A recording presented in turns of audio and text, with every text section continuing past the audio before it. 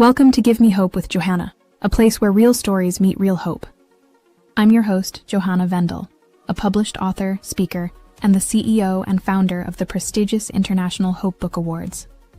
On this podcast, we share powerful stories of faith, resilience, and transformation, conversations with authors, survivors, and changemakers who turned life's hardest moments into purpose. If you're searching for encouragement, healing, or a reminder that your story still matters, then you're in the right place. Press that subscribe button now and don't miss a story. So now, let's welcome your host, Johanna Vendel. Good day, everyone, and welcome to Give Me Hope with Johanna. I am so excited for my guest today, and if you're going to get a few tears from me today, and maybe from her as well, then it's just going to be that. But it is going to be a powerful podcast. So let's not wait any longer, and let's introduce Theo Boyd. Hi, thank you so much for having me. You are very welcome. Welcome, Theo. Yes, it is so nice to meet you.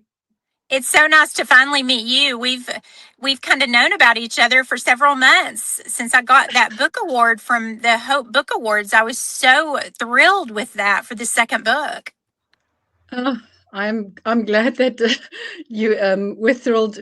You really had such an amazing book, But before we start to get into your book and your story, would you like to introduce yourself to my viewers? Yes, I am just a Texas farm girl. Actually sitting in a parking lot right now of a town not too far away from my hometown, which is Whitney, Texas. But we don't have a Starbucks, so I am in Waco, Texas, and I'm just a farm girl. I am 54 years old. I was a high school English teacher, and my life was perfect in 2019. I remember sitting out by our family's or by our little swimming pool, and I was home for the summer, and I just remember thinking how wonderful my life was in 2019. Everything was great. My parents were supportive and loving, and we had a great relationship. My husband was successful. My daughter was about to go to college. And I was the hospitality chair at our high school where I was an English and creative writing teacher. And I got a phone call on July 29th, 2019, that there'd been an accident on my family's peanut farm. My parents were peanut farmers in Central Texas. When I got to the farm, I learned that my father had accidentally run over my mother with one of our farm tractors, and it killed her instantly. That is And unbelievable to think about it like that. When I read that in your book, I was thinking to myself, oh my goodness, your father must have really felt so bad because they've been driving and doing all these farm work for years and years. And your mother knows not to go behind the tractor if he didn't recognize that she was there. she was in front of, they had an older model tractor. The newer tractors now have a safety mechanism where you can't get in front of the tire. She was actually in front of the tire on the right side of my dad. So when my dad leaned over to the right to get a battery out of her hands, his left foot slipped off the clutch, and he thought it was in neutral, but it had jostled itself into high one. So my mama literally slipped out of daddy's hands. Oh my goodness. And of course, my life changed drastically. We went from planning their 50th wedding anniversary to planning mama's funeral. And then a few weeks passed, and I got my dad and I into my counselor, who was also a grief counselor, and she was a great friend of mine for like 17 years. And a lot of people have asked me, well, why did you have a counselor? And I had a counselor because I was a high school teacher and the mother of a teenage daughter. Hello, I needed counseling.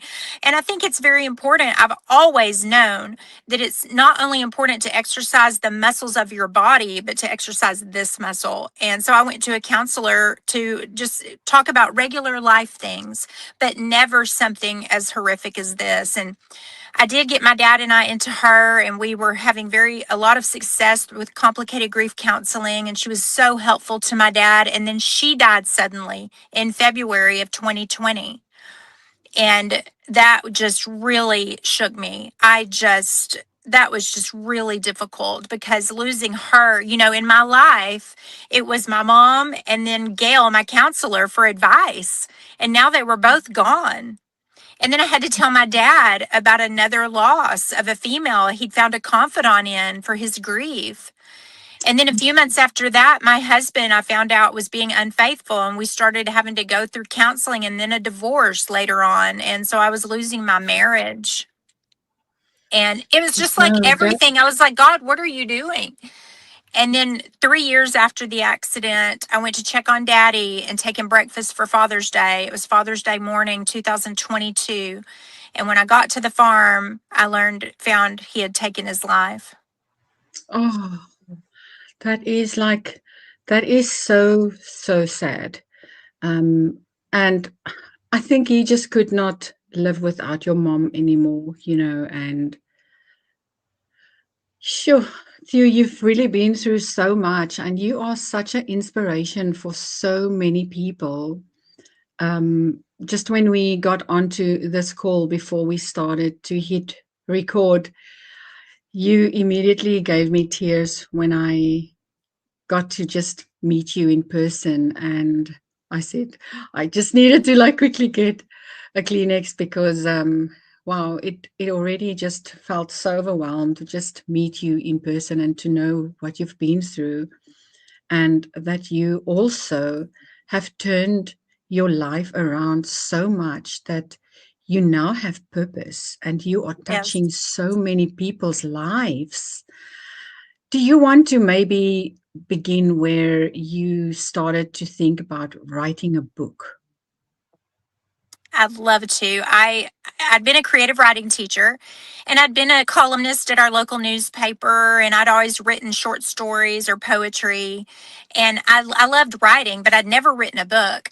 And I was actually working on a book about my maternal grandmother when all this happened. And then I just quickly decided, just a few weeks after Mama's accident, I'd been journaling because early on in my grief, and this is what I speak about, everybody was offering me comparisons of what they did when their mom died. Everybody was talking, everybody was trying to fix my grief.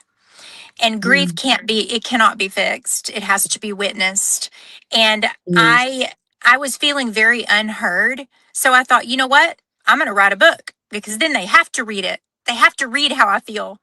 And I didn't even think about other people at first. I was just wanting to get it out of me and onto the page.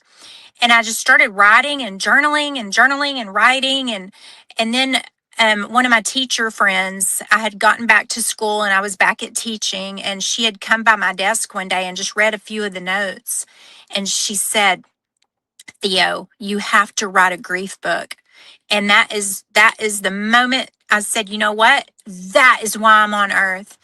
And I think it was Mark Twain that said the two most important days in your life are the day you're born and the day you know why you were born. And at 50 years old, I was born to write the book. It took 50 years, but God's timing is different than ours. And that purpose definitely. came so much later. And I used to think that teaching the high school kids, I had about 150, on a rotating schedule. I thought that was my purpose. And it was at that time, but purpose changes. And now I'm talking Yes, to 1,500 people, and hopefully one day I get to talk to 15,000. That's one of my dreams, y- is to talk to a big stadium. But I just feel like God has put this in my heart, and I just have to preach it and let people know that, yes, God will give you more than you can handle. My dad's proof of that. So don't let people tell you God won't give you more than you can handle, because then you feel defeated, like you're not handling things well. God may give you more than you can handle. My dad is proof of that, but it's still part of his plan. And we can never see the big picture. But look at how many people now are being helped and getting their life changed just by the story of Joe, Bob, and Sue, my dad and mom. Yes. No, I mean, I have seen many of your videos and everything that where you speak about your mom and your dad and the way that you respected them. I can see how much you cared for them. And then also, if I must say something about your book, when I read your book and I read how much you were speaking about your parents, it was amazing to see how much they have meant for you.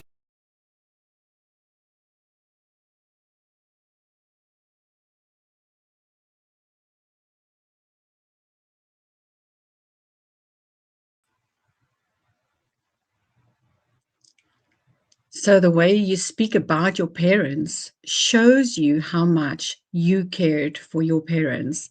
And that is what is amazing to see and to know, that someone cared about their parents so much because they were good to their children.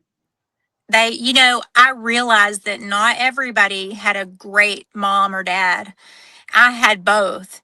And I feel like that is a responsibility now for me to share with those people that are grieving that didn't have a good relationship with their parents. Or, if I didn't have that great foundation that I got, I would not be able to do this. I would, Mm. Joanna, this would not be happening if I had not had such a great, strong foundation. My parents taught me about death and life and Jesus and all these things early on. And it's because of that strong foundation that I'm able to go out and use my voice to help those that don't have a voice. And Yes. I remember saying to one of my girlfriends, I wish I could sing. We were at a restaurant and the Whitney Houston was playing on the microphone or on the audio. And I was like, oh, I wish I could sing like Whitney Houston. I always have wanted to be a singer, but I can't. I do not carry a good tune. But she looked at me and she said, you do. And she pointed to my hands. She said, you do it with those. And I thought that is the best compliment. I've never forgotten that. She said, I sing with my hands, I write the words. So that is my gift, and I'm going to keep doing it. I've got a lot of future books that I'm thinking about writing because they're just stories that have to be told, and there's somebody out there that needs to hear them, and it keeps me going, which leads me into another thing. You have to find an outlet for your grief. And for me, it was writing. Writing was my outlet. I have to say also, for me, writing was also my outlet. I started to write songs actually. I do sing a little bit, and if you actually go ask Google or Alexa to play Johanna Vendel, then she might just play me, so you should Oh, go listen. wow. Okay, I that's only interesting. I only have 5 songs on there. And I don't think I will ever get famous with my singing or whatever, but maybe someone out there would like to take my songs and sing it, because I don't want to sing. I rather want to speak, and um, help the authors the way I do now and work with the authors. And I just love what I do at this moment. And I feel that after also 50 years, I found my purpose, and speaking to people on Give Me Hope with Johanna, that is definitely, I just love doing this because it's very healing, and not just for me. After losing my entire family as well, I feel that listening to other people's stories is the best medicine that one Oh, can give for grief. Because then you know that you are not alone, because I think the loneliness at the end of the day, it's the worst thing ever. You're doing what you're doing, Sorry, I'm going to turn on this vehicle to get a little air conditioning. I'm in Texas. Where are you at? I'm in Minnesota. Ah, So girl, I wish I completely lived there. I'm going to opposite. have to come and visit you.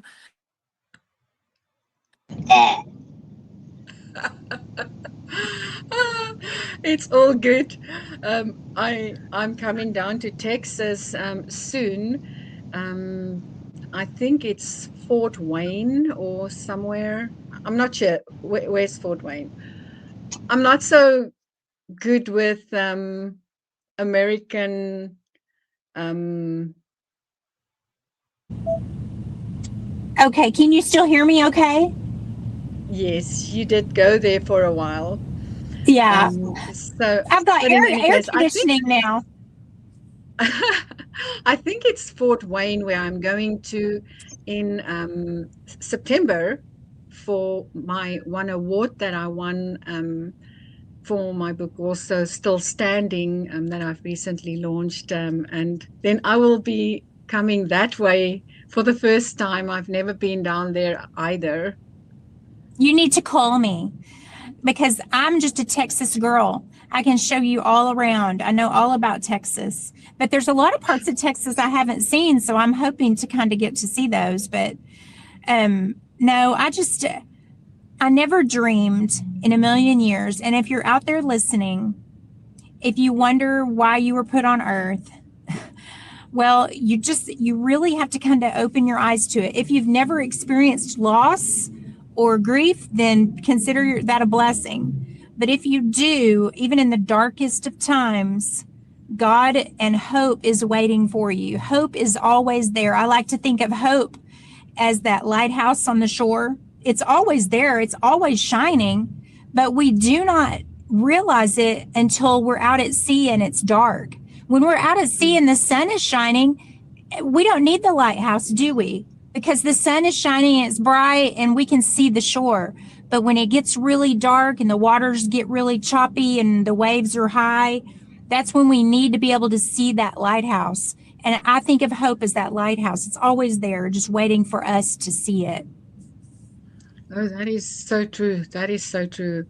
And coming back to your book, the way you've written your book, Theo, really is kind of, how can I say, it is motivating in a way to read your book completely through, because after every chapter you have this piece where someone can actually write something of their own life into your book while reading your book, because while you read a book you think about everything that has happened in your life, and then to reflect back on that and write it into your book as well. It is incredible that you have that little bit of space for them to put their thoughts down. That's what I really liked of your book. I'm so glad to hear that because, and I hope you'll excuse me, I had to put on my sunglasses. That's another thing about Texas. You have to always have, it's cloudy today, but we've got to have sunglasses. When I started the first book and I sent it to the publisher because I did self-publishing, they were very helpful. But they said, I had questions after just one of the chapters. They said, Theo, we think it would be a good idea to put questions and journaling for every chapter.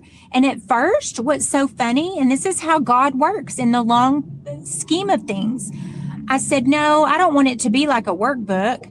But then I started thinking, wait a minute, I do want people to almost have a workbook, because then they're not just reading about my grief, because the title of that first book is My Grief Is Not Like Yours. My grief is not like yours. Well, I don't want them to just read my story. I want them to know that that book is so that they can put their own pain on the pages. So that book becomes their book, because after every chapter, the questions are relating to that chapter.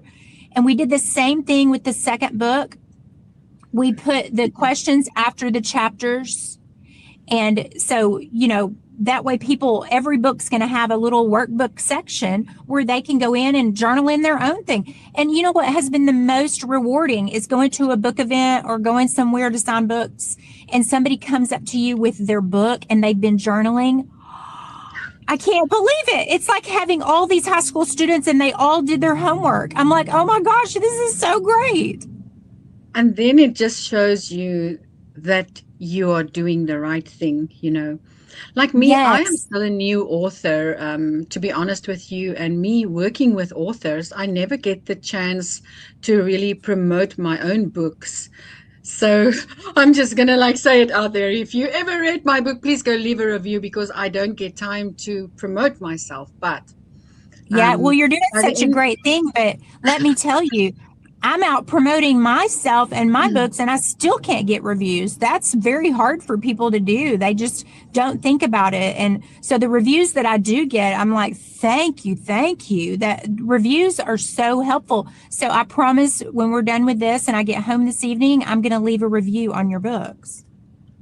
yes, because by the end of the day, what I wanted to say actually is that as soon as people also start to read my story, they will also be like coming back to me, like how people are coming with you, you know, and saying, wow, I cannot believe that you have been through this. And if you can do it, I can do it.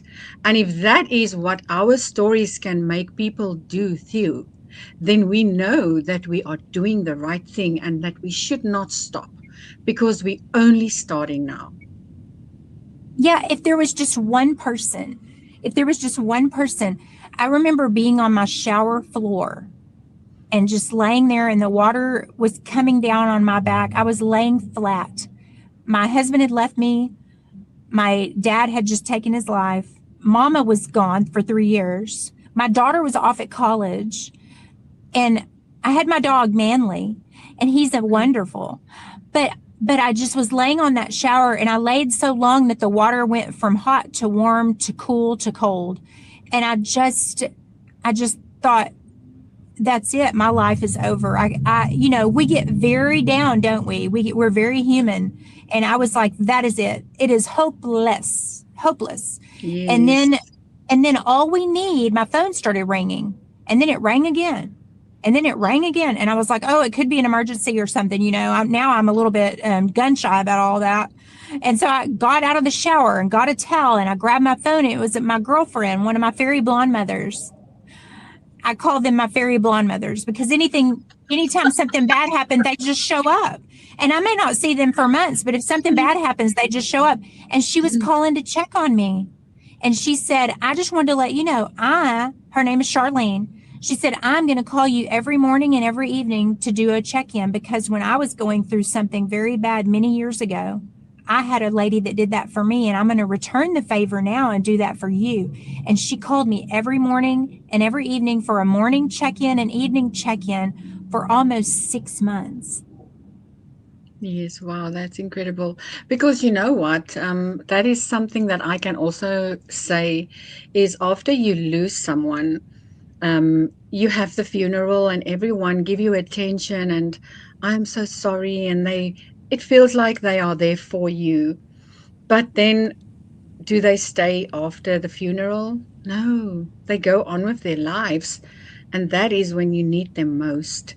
So if anyone is out there and you do not do these for people who has lost someone, call them today and let them know that you are still there for them, because that is when the loneliness kicks in the most. Yeah. And just send them, honestly, if you don't even, yesterday, I just thought of a lady and I sent her a quick text. Just all I said was thinking of you with a little prayer hands emoji or a heart emoji. And, you know, sometimes people have a really hard time telling you what they need. So be pretty specific if somebody is early in their grief. You know, if you're going over to the house with food, that's great. But don't say like things to not say. Do you need anything? What can I get you? You know, those are too broad. Instead, be very specific and say, my husband's going to come mow your grass today, or I'm going to buy you groceries and put them in your refrigerator later. I'm going to cook your dinner tonight. I'm going to take you to get coffee tomorrow at 8:00. Be ready. If we give very specific requests and demands to these fresh grievers, a lot of times they'll take you up on it because they haven't had to think about anything. They're just like, oh, Jan, I'm just using a name in particular. Jan's going to come pick me up for coffee at 8. I better throw on some clothes, and just getting out and letting people do things for you is very important to try to get out. Because if you stay in, that's okay. I understand. But just remember, the next day, God brings the sun out again, and you've got to just try to get up and get out if you're able. Yes. And then after you got a divorce and everything, there was a stage where you then started to get better, and then you met your new husband. Oh, we're not married. He is my boyfriend. Oh, okay. Yeah. We're going very slow on that because we've both come from pretty hard relationships and marriages, but he is such a sweetheart, and he's a farmer like my dad. Yes. And he's also deaf like my mother. My mother was profoundly deaf. Yeah, I read about that, and the fact that he's a farmer and he got you to get on to the tractor again. Well, yeah, I did talk about that in the second book. I was very scared about that. I swore in 2019 when that happened with my mom that I would never get on another tractor or want to even be around tractors. But as time goes by, you realize, my daddy loved his tractors, and you realize that it's a tool that they have to use on the farm to make crops. And Ronnie Joe is his name, my boyfriend, Ronnie Joe. My dad was Joe Bob. In Texas, it's always these two names. But he said, well, this tractor is not, he was very sweet about what I'd been through. He said, this tractor is not like a tractor. It's a spaceship. So when I went out to the field that day to get on the tractor, he walked me up, and he was right. His newer tractor is like a spaceship.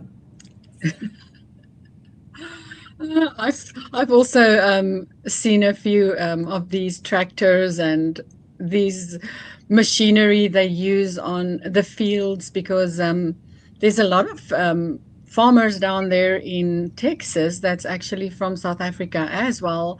A lot of South African people work on the farms there for the farmers, and they post a lot of pictures of this big tractors and machinery they use on there, and I'm like, oh my word, you cannot believe what these people use to work on a field, and it looks I know nothing about farming really, because I've always just been a city girl, and I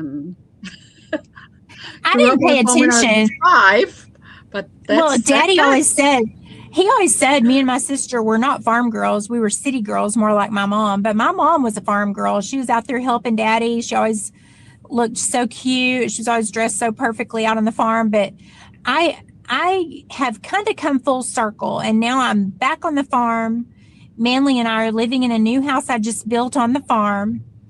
I saw that. Congratulations. You just moved in, I think, 2 weeks ago. 2 weeks ago. 2 weeks ago? Yeah. Congratulations. Yeah, it's still, and for anybody out there moving right now, moving is awful.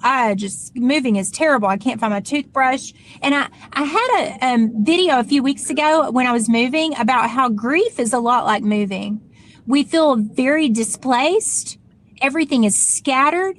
We do not feel at home. I couldn't find my socks or my toothbrush. Everything was just off. And I said, this is like grief.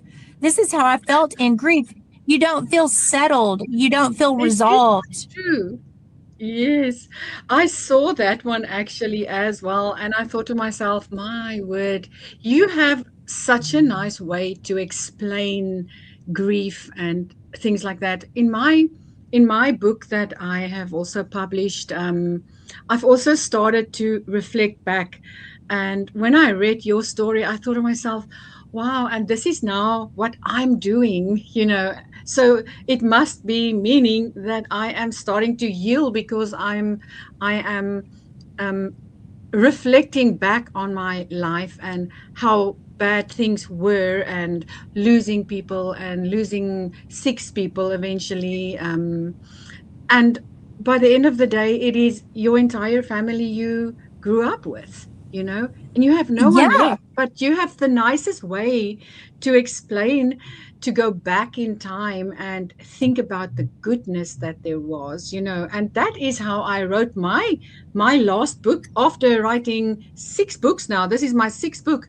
and only with Wow. this book I started to reflect back on the way you speak as well. And it is incredible to know that when you're starting to heal, that your mind definitely change and the sadness subsides a little bit.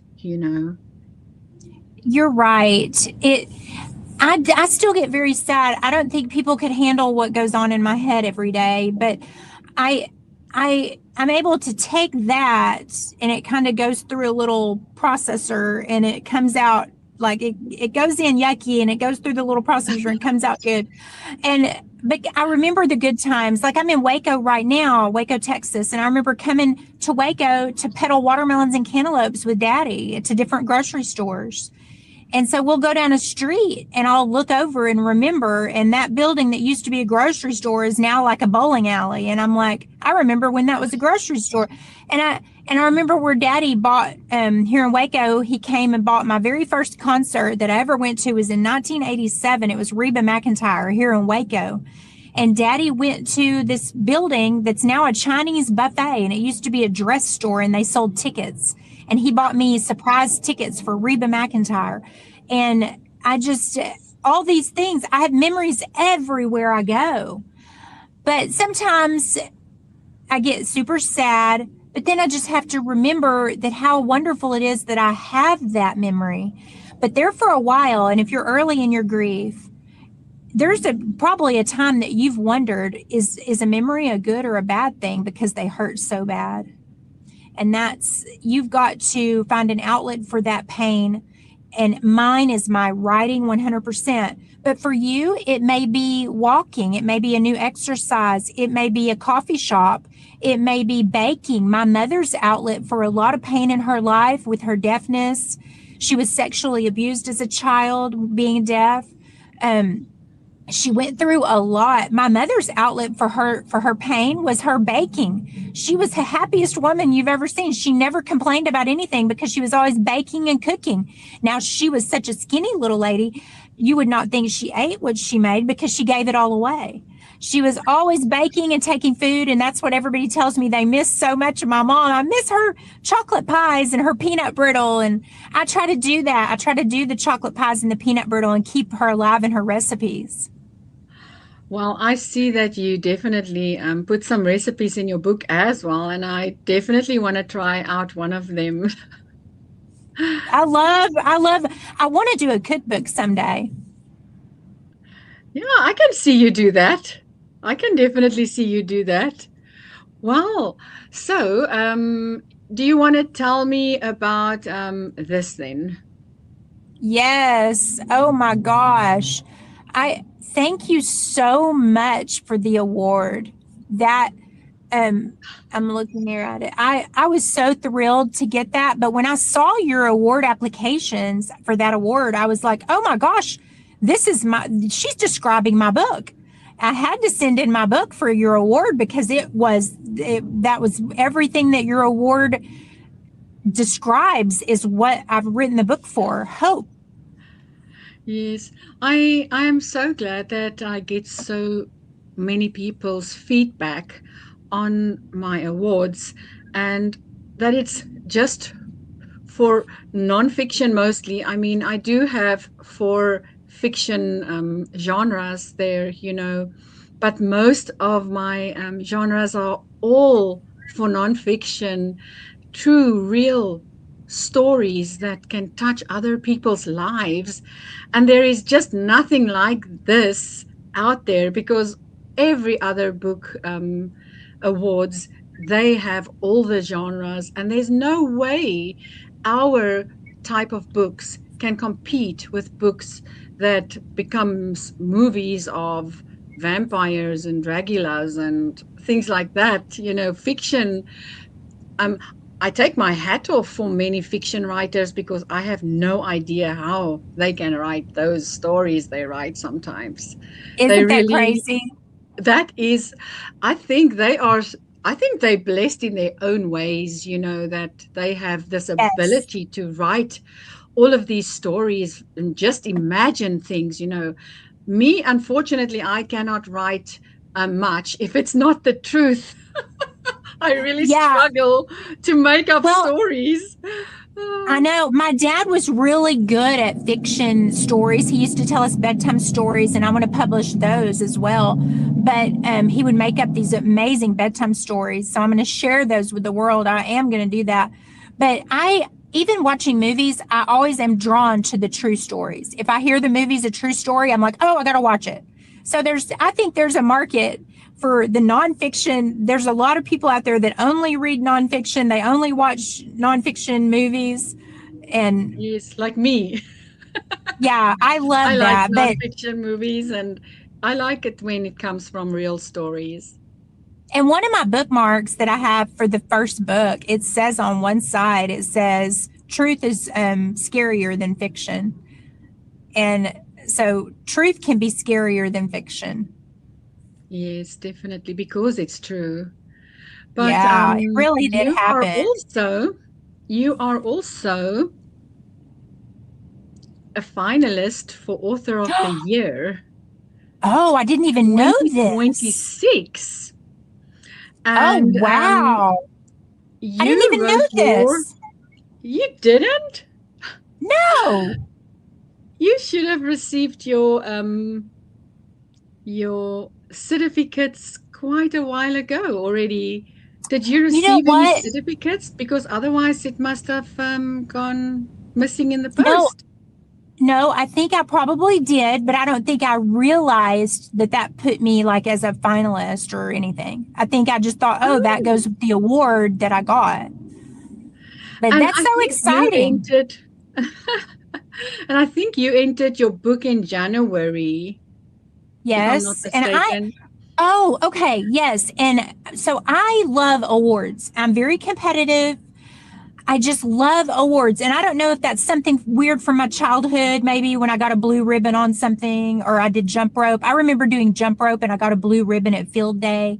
And all of a sudden I guess that gave me a lot of dopamine. So I was like, oh, I love this. So now I just love plaques and awards and things. And I'm probably sharing too much with the audience about my quirky self, but I also on my birthday think it's really fun to wear a little tiara. Because everybody should be a queen. Everybody should be a queen for a day. Yes, yes. And then if you remembered, I also have like the President Choice Awards coming up now and then, depending on when someone stands out.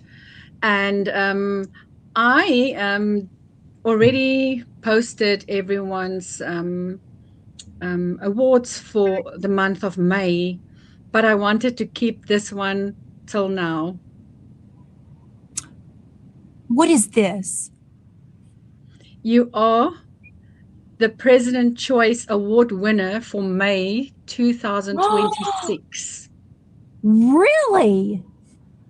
And this is so fun. This is a very big honor, Theo, because you have touched my heart in places that I cannot describe with your story. And I mean, if you read my story, you would maybe feel the same way I feel about you sometimes. But you have definitely touched my heart, and I couldn't wait to give you the President Choice Award for the month. And it's only one person per month from all the entries that gets chosen in a certain month. And I can't wait to share this. Is your month, and this is your prize. So already Thank at the you awards, so much. already at the awards, you will be getting the Crystal Glass Open Book Trophy.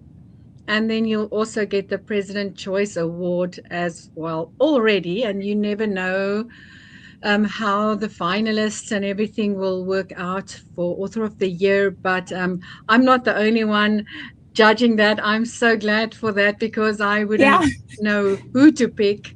But I really hope that I can meet you at the awards and hand this trophy to you, because I'm going to give you such a big hug. It's going to be the biggest one that you've ever had. Well, then I've got to figure out, I've got to get the details on that and see what my calendar looks like and see what I can do. Well, we definitely have to get you then on the schedule. Theo, is there anything else that you would like to share with our viewers? Maybe something you would like to say? I just want everybody to know that you may be in a very dark place right now. I have been in a dark place, but I haven't been in your dark place. And what's very hard is when you're in a dark place and people are comparing or they're hijacking your grief, so to speak. It is very important that you stay true to own your grief, to own it as yours. Everybody asks me all the time, what was the hardest loss for you, Theo? Was it the loss of your mom or the loss of your dad or the loss of your marriage? And I have to reply, grief is not a competition. Grief, the hardest loss is the loss that you are experiencing. If you ask a dad that's lost his child, what's the hardest loss? He's going to say the loss of a child. If you ask a woman that's lost her husband, what's the hardest loss? She's going to say the loss of a spouse. The loss that is the hardest loss is the loss that you are experiencing. So own that and be okay owning that and setting those boundaries. And if anybody has questions on how to do that or the methods that I have for coping and healing, they can email me at info@thinktheo.com, info@thinktheo.com, and I'll send them my information. But it's just so important to know, because early on in my grief, I felt very unheard. And I thought, if I feel this way, there's got to be millions of other people feeling this way, which is what led me to write the books. The same as you. You probably felt led to write certain books. And that's just me wanting to help everybody. That was who I was. I was a 47-year-old high school English teacher navigating grief for the first time. And so that's who I'm helping. We are best suited to serve who we once were. And that was me. So I hope that my words and my writing can help somebody out there. And I love to talk to people. So feel free to email me. And thank you for having me. And I thank you for the friendship that I feel that we have. Definitely. It is amazing to have you here, and to honor you is even better, because And I'm your so story, thrilled about that. your story just touched so many people's lives. And the reason why you won the President Choice Award this month is because you are always out there. You're always online. You're always saying something to strengthen someone else. But what I can definitely say is it does strengthen you too. And for everything you do, I thank you as well, for just being you and trying to help another person who's grieving, because that's all we can do, is just help people like that. So yeah, keep doing what you're doing, and congratulations on everything. Yeah, You did not just make my day. You did not just make my day. You made my month, my year. I'm so happy about this. I'm so thrilled. I just had the best day ever. And see, that's what can happen, folks, later on. It's okay to feel happiness. You don't have to feel guilty about it. It's okay to feel happiness. You know, I read something just yesterday about that as well. It is okay to feel happiness. I think it's in my grief share notes that I sometimes browse through, and it said that it is okay to feel happy, and you shouldn't feel guilty, because there was a time in my life where I felt guilty many times that I am the last one standing and not basically also gone to heaven yet, but you shouldn't feel guilty about that. God has a purpose for you in life, and when you find your purpose, you should just listen to that voice, and you should follow it, and just get up in the morning. Like Theo say, the sun comes up every single day, and if the sun comes up in the morning, it means that you still have a purpose in life. So find your purpose, because as soon as you find your purpose, you're definitely going to have a better life. You said it perfectly. Thank you so much for having me. You are very, very welcome. Thank you for being on the podcast with me, and we will stay in touch. And Please. And I'll I send you cannot some wait emails. I can't wait to leave a review on your book. And I'm just so happy to have you in my life, because we're both trying to help other people. And just think what two people can do, what one person can do, but two of us. Whew, Oh, people my better goodness. watch out. Definitely. Well, Theo, thank you so much, and we will speak soon. Have a good day. Thank you, Johanna. Bye. Bye-bye. Well, that was Theo Boyd. Such a, how can I say, light in a person's life, because that's all we need. Is we need to find that lighthouse that she was talking about earlier. And when we find that lighthouse and we find the light, then everything can go better. We can go out, breathe again, and live our lives to the fullest. Well, I will be back next week with another incredible story. And if you have a story to share, please feel free to contact me on givemehopewithjohanna@gmail.com. I'll be back next week. Goodbye.